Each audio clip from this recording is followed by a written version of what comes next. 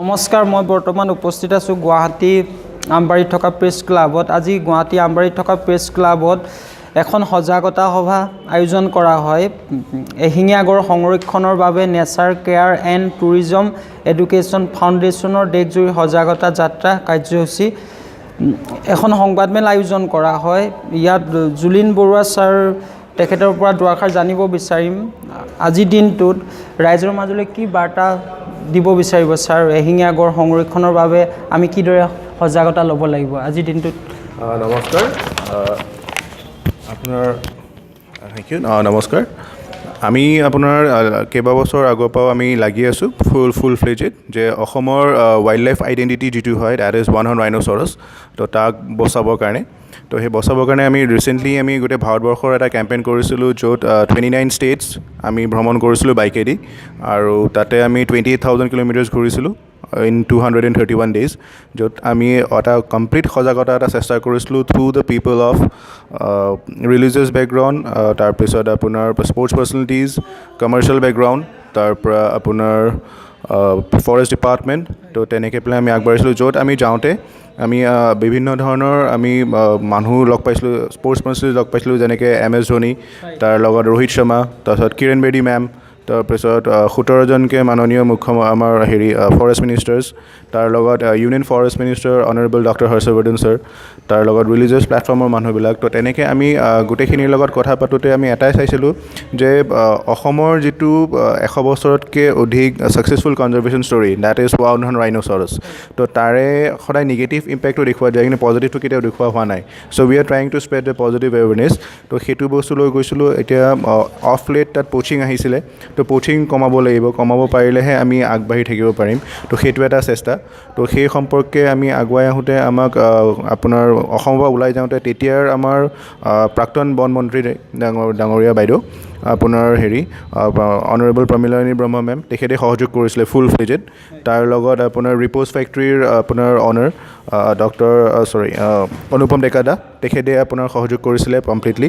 তাৰ লগত ৰিপ্লেজে হেলমেট দিছিলে। তাৰ লগত আপোনাৰ H3 ফ্লেগছ, তাৰে আপোনাৰ আমাৰ সুজল আগৰৱাল, তেখেতে বহুতখিনি সহায় কৰিছিলে in terms of media connectivity.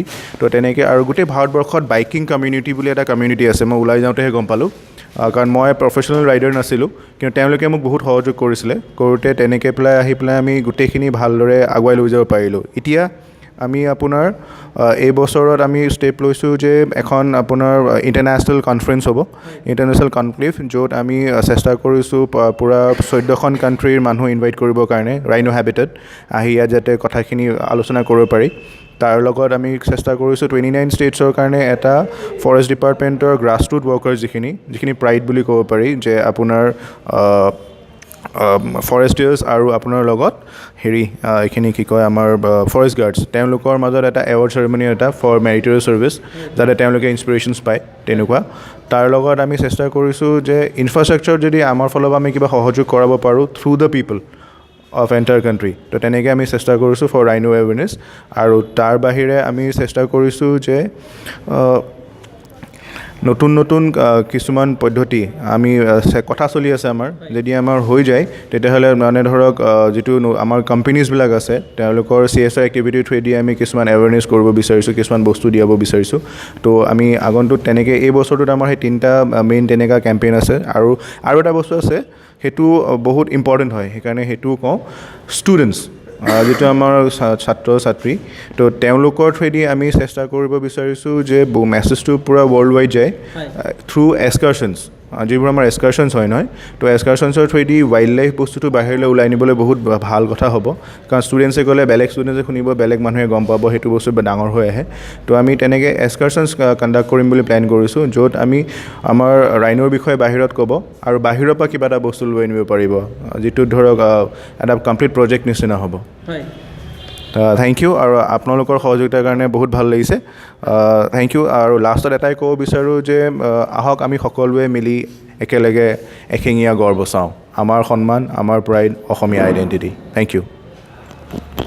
ধন্যবাদ জুলিন বৰুৱা ছাৰলৈ ধন্যবাদ জনাইছোঁ। খুবেই সুন্দৰ পদক্ষেপ হাতত লৈছে, আমি শলাগিছোঁ।